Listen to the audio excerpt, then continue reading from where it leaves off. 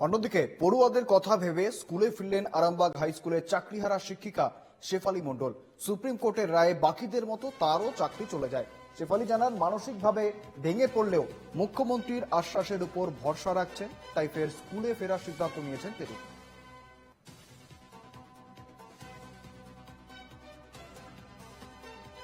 দেখুন, স্কুলে তো আমাদের আসতেই হবে, কারণ ছাত্রছাত্রীদের কথা আমাদেরকে মাথায় রাখতেই হবে। আমরা ছাড়া তাদের বিভিন্ন রকমের অসুবিধার সম্মুখীন তারা হয়ে পড়বে। এই যে পরীক্ষা চলছে স্কুলে, সেখানে বিভিন্ন রকমের সমস্যার সৃষ্টি হবে। তো মুখ্যমন্ত্রী যিনি আশ্বাস দিয়েছেন আমাদেরকে দেখবেন, যোগ্যদের হয়ে উনি কথা বলবেন। তো সেখানে আমরা ভরসা রাখছি মুখ্যমন্ত্রীর উপর, এবং আমরা স্কুলে সেই জন্য কন্টিনিউ আমরা আসবো।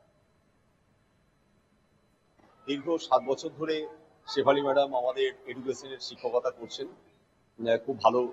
মহামান্য সুপ্রিম কোর্টের নিয়ম অনুসারে চাকরি বাতিল হয়েছে, সেটা আমরা মিডিয়া থেকে শুনেছি, কিন্তু আমাদের কাছে যেহেতু কোনো অর্ডার নেই, তাই উনি ছাত্রছাত্রীদের স্বার্থে যেহেতু পরীক্ষা চলছে, তিনি স্কুলে আসছেন এবং পরীক্ষা ডিউটিও করছেন।